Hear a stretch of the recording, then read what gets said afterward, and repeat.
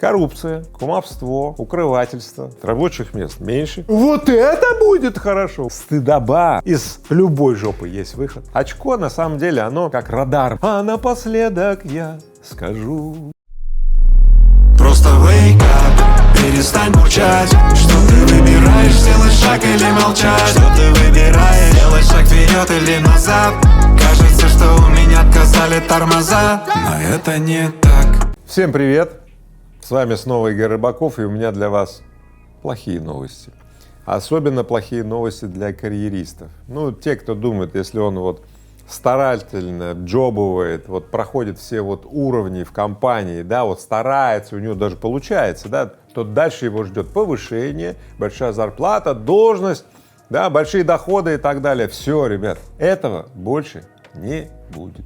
В сегодняшнем выпуске я расскажу, почему так будет происходить и, конечно, что делать, чтобы, так сказать, вовремя воспользоваться ситуацией. Поехали! Итак, прежде всего анализ ситуации, что мы сейчас имеем. Санкции, эмбарго, продолжается давление на Россию, SWIFT отключает, вот сегодня пришли сообщения по новым блокировкам корреспондентских счетов банков. Очень много компаний иностранных уходит, рабочих мест меньше.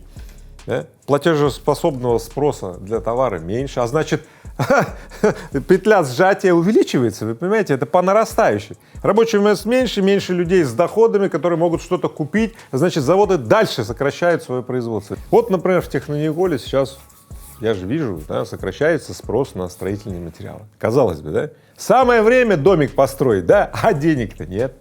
Да, поэтому сокращается спрос. Поэтому, когда сжимается экономика, это такой кумулятивный эффект постоянного сжатия, где сжатие побуждает, порождает, да, и это сжатие возникающее усиливает предыдущее сжатие. И так вот кумулятивный эффект. Очень страшная ситуация. Поэтому карьеристам, ну, буквально наступило очко, жим-жим. Даже если еще пока есть работа, то скоро ее может не быть. Очко, на самом деле, оно так устроено, что оно, вообще говоря, как радар. Понимаете, оно далеко все видит и жим. Если жим усиливается, значит грядут не очень хорошие времена. Давайте для контраста. Вот что происходит, когда жирные года, когда все пухнет, ну вы же, наверное, замечали. Топ-менеджеры, там специалисты получают премии, прибавки и так далее, зарплата растет, они покупают машины, там выплаты, бонусы и так далее. Поездки, путешествия, туда-сюда. Пухнет рынок, он весь кумулятивно, и очень быстро рынки распухают. И также быстро рынки сдуваются. Бонусы для топ-менеджеров, там, для редких специалистов резко уменьшаются. Но я бы сейчас хотел вот про кого сказать. Во втором пункте я назову профессии: реклама, маркетинг, пиар, которые первые сдуваются, когда вот этот вот пампинг уходит. Ну вот сразу, кратное падение и все. Соцсетки, где раньше очень сильно там вся реклама была, закрылись. Многие блогеры, которые зарабатывали монетизацией на ютубе, все, йог. Блогер, который раньше был одной из самых востребованных профессий, сегодня нету в топе. Многие блогеры записались в компанию Технониколь для перепрофилирования, ну, чтобы стать рабочими и сотрудниками в компании Технониколь. Это отдельно, кстати. Кто еще не записался, пишите мне здесь комментарий, я вам дам ссылочку, где можно записаться. То есть эти профессии, реклама, маркетолог, значит, пиар и так далее, конечно, пострадают очень сильно. Но, в общем-то, это обычная ситуация, статистическая. Смотрите, когда рынок пухнет, люди пытаются рекламировать, чтобы еще больше рынок распухал. А когда экономика сжимается, что? Люди пытаются выжить, организации пытаются выжить. И первые расходы, которые сокращаются, это расходы на рекламу, маркетинг. Хотя некоторые люди, наоборот, сейчас расширяют рекламу и маркетинг, выводя на рынок новые товары. Ну, особенно те, которые больше нельзя привезти из Запада, там откуда-то, или сложно, да, люди их начинают производить и активно рекламировать, да. Но это тот редкий случай. Третий и неожиданный пункт — это люди, обслуживающие сложные технологии. В связи с уходом многих иностранных компаний, которые унесли с собой эти технологии, да, резкое снижение потребности вот этих вот специалистов по обслуживанию дорогостоящих и сложных технологий. И соответствующий резкий набор людей простых профессий. То есть теперь мы роботы и сложные технологические устройства будем заменять чем? Много людей. Поэтому, ребят, те представители профессий, сложное технологическое оборудование, которое обслуживали и так далее, вы тоже под риском. Отдельно хотел бы сказать следующее. Все это, вот вся эта ситуация, эти вот обстоятельства подсветят традиционные российские проблемы. Коррупция, кумовство, укрывательство, соглашательство, присмыкательство. Как это работает? Меньше рабочих мест, у людей желание туда трудоустроиться. Заплатил, устроили, да, или свой брат, сват, там кумовство какое-то, да, дядька какой-то тебя устроил и так далее. Ну, понятно, да? А дальше-то что? Цепочка-то развивается.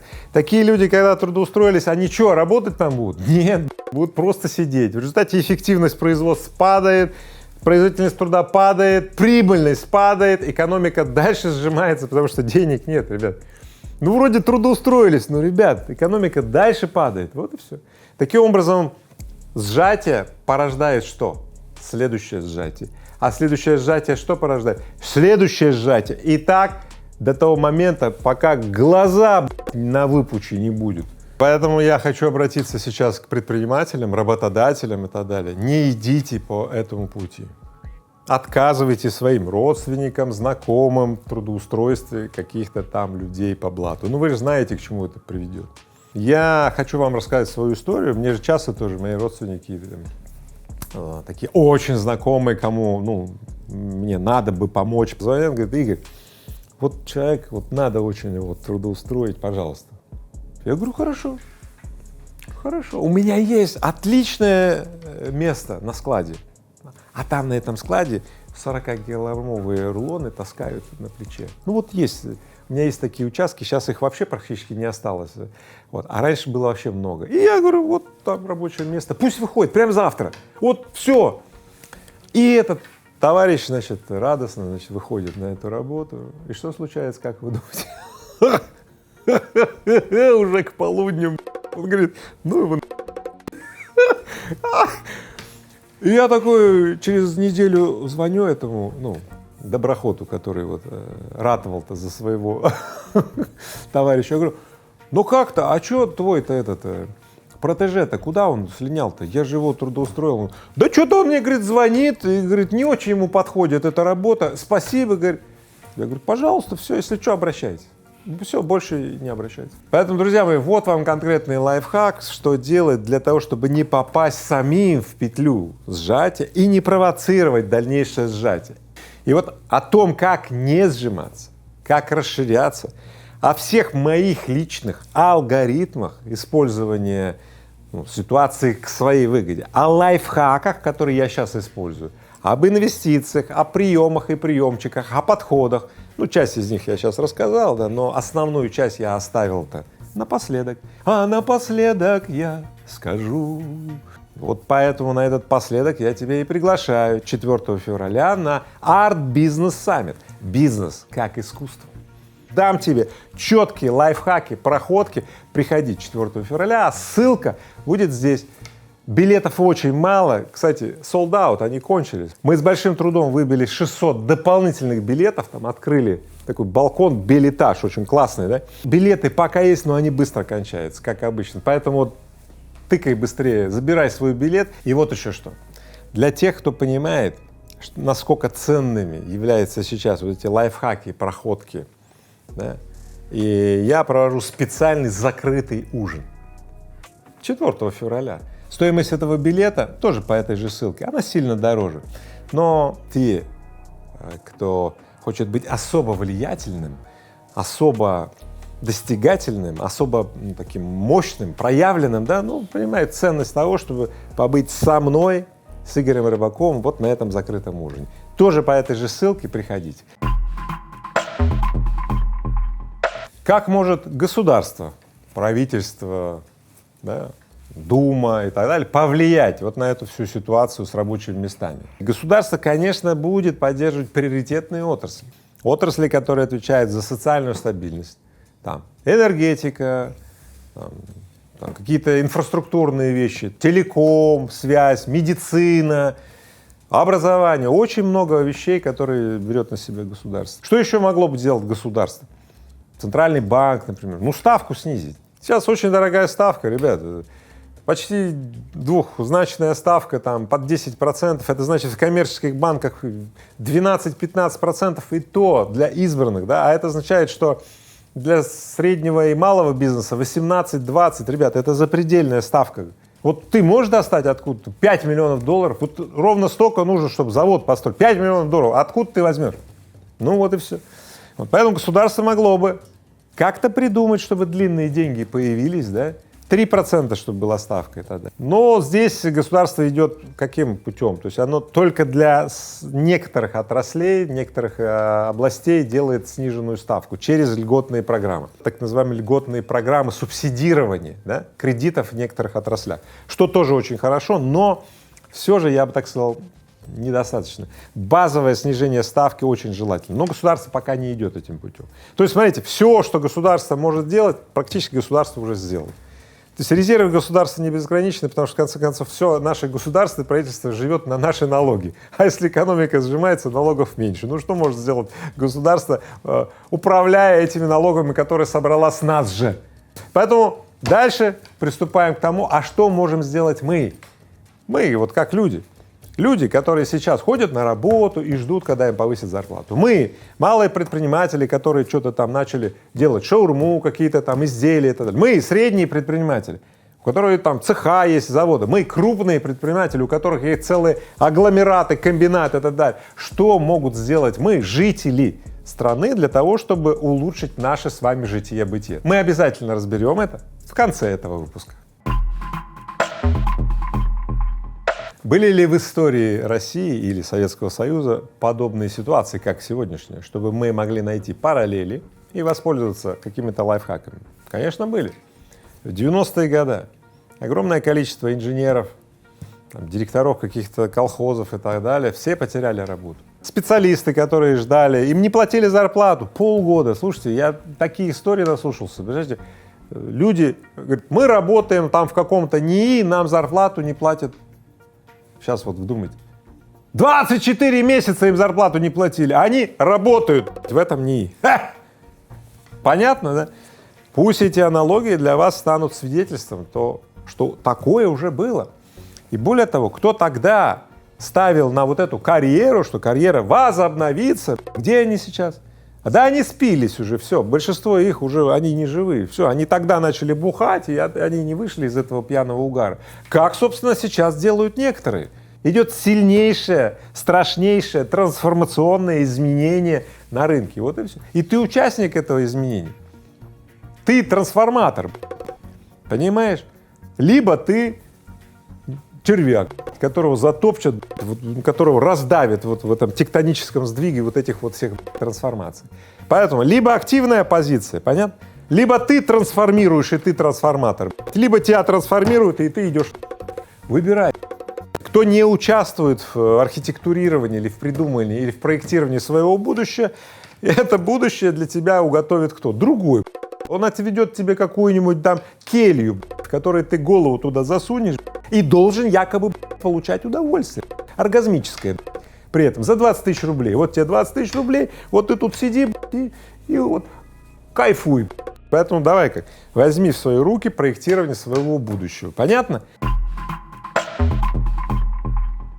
И вот мы подходим к самому главному, к бриллианту этого выпуска. Напомню, на канале номер 1 про бизнес и деньги постоянно россыпь бриллиантов. Итак, ситуация вынуждает нас сделать что-то другое.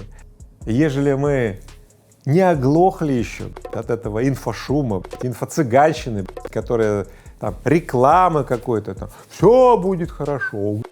Что будет хорошо? Вот это будет хорошо. Вот если мы еще не оглохли от этого вот спама, да, мы становимся, внимание, мы становимся вынужденными предпринимателями. Это так классно стать вынужденным предпринимателем. Вот просто так стать предпринимателем. Стать предпринимателем, да сейчас. Ха-ха, зарплату платят. Там с 8 до 5 ходишь на работу, там с обедом, и на перекуры, и все. Да сейчас я предприниматель. Пусть они там, работодатели, предприниматели там упахиваются, что делать, когда, а мы можем работать, а можем не работать. Ты зарплату, главное, плати. Вот. Все, теперь больше этого нет, и вся ситуация говорит, все, Ты либо сдох, да, либо стал, внимание, вынужденный предприниматель. Предприми уже что-то. Вот ровно таким вынужденным предпринимателем я осознал себя в 90-е годы, когда стипендии хватало на 2 дня покушать. Первый мой бизнес-опыт был просто жесть. Рассказать? Это все, это стыдно, стыдоба. Ну, короче, я иду по Казанскому вокзалу, и тут какая-то тетка такая: ой, я на поезд опоздала, у меня вот сумка, ангорская шерсть, значит, свитера. Я такой, блядь, это мой шанс, а у меня 1000 рублей с собой. Думаю, я сейчас эту куплю и перепродам втридорога. Глаза такие, сердце колотится. Она говорит, да, я опоздал, вот, купи все, мне надо там на билет, деньги и так далее. Я говорю, открывай сумку, там, я посмотрю ангорскую шерсть. Я что, знал про ангорскую шерсть? Нет, конечно. Я глажу, вроде так пушисто, короче. Точно ангорская шерсть? Ну, точно. Я говорю, давай. Думаю, сейчас приеду, зафарцую, втридорога, может, в 5 концов. Думаю, так, в 3, в 5 или в 10 концов. Так, какую цену ставить? Так, фантазирую. В общем, доезжаю, объявление расклеиваю. Приходит первая девушка такая, потрогала и ничего не сказала, ушла. Я говорю, дура какая-то, ничего не понимает в ангорской шерсти, ничего. Сижу, жду дальше. Приходит следующая женщина в возрасте, такая, гладит, говорит, молодой человек, это же, говорит, синтетика. Я говорю, какая синтетика, ты что не понимаешь, ангорская шерсть. Ну, в общем, она тоже ушла. Ну, там дальше 3-я девушка, 4-я, 5-я, дальше вы поняли. Ладно, все, я понял, меня делать, что пацанам-то скажу.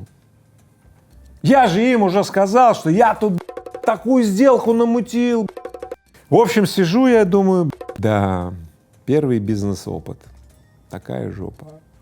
Но я же вынужденный предприниматель, я думаю, так, эффект базы, очень низкая база. Я думаю, теперь любое маломальски успешное дело, даже крошечное, относительно вот этой жопы, будет очень большой вот шаг вперед. В общем, взял я эту всю ангорскую шерсть, на свалку отнес, Но именно тогда я, став вынужденным предпринимателем, получил вот эту вот прививку, закалку, и именно поэтому весь мой последующий путь был под, ну, такой, под свечением, под прожектором, такой, что из любой жопы есть выход. Из любой ситуации, да, надо сразу смотреть, какой твой следующий шаг на превосходящую проявленность, да. Ну и тот, кто хочет получать от меня инсайты и четкое сопровождение, чтобы я был для тебя проводником, вы знаете, что делать.